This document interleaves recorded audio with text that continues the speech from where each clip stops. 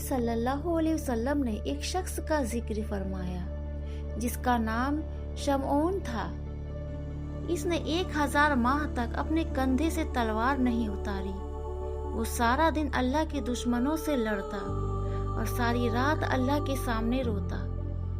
صحابہ یہ سن کر حیران رہ گئے کہ 1000 ماہ تقریباً 83 سال کی مسلسل جد و جہد۔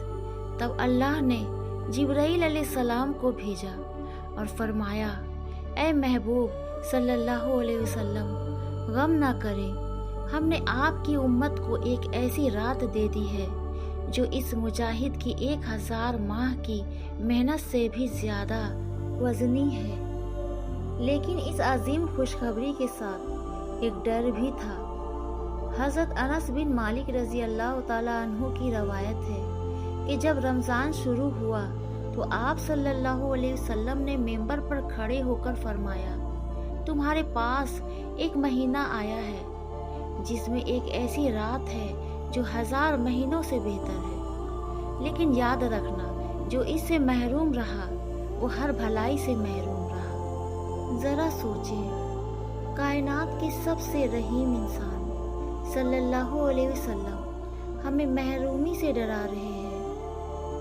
اس کا مطلب ہے کہ اس رات کو پا لینا محض اتفاق نہیں بلکہ اللہ کی خاص توفیق ہے۔ اگر ہم اس رات کو سوتے رہے یا موبائل میں مصروف رہے تو ہم سے بڑا بدقسمت کون ہوگا؟ بہت سے لوگ پوچھتے ہیں، ہمیں کیسے پتہ چلے گا کہ وہ رات کون سی ہے؟ اللہ کے رسول صلی اللہ علیہ وسلم نے کچھ نشانیاں بتائیں۔ وہ رات نہ بہت گرم ہوتی ہے نہ بہت ٹھنڈی، آسمان صاف اور فضا پر سکون ہوتا ہے، اور سب سے بڑی نشانی اگلی صبح کا سورج جب نکلتا ہے تو وہ ایک تھالی کی طرح سفید ہوتا ہے۔ اس میں تپش اور شعاعیں نہیں ہوتی ہیں۔ فرشتے اتنی بڑی تعداد میں زمین پر ہوتے ہیں کہ زمین تنگ پڑ جاتی ہے اور ہر سو سلامتی کی صدائیں ہوتی ہیں۔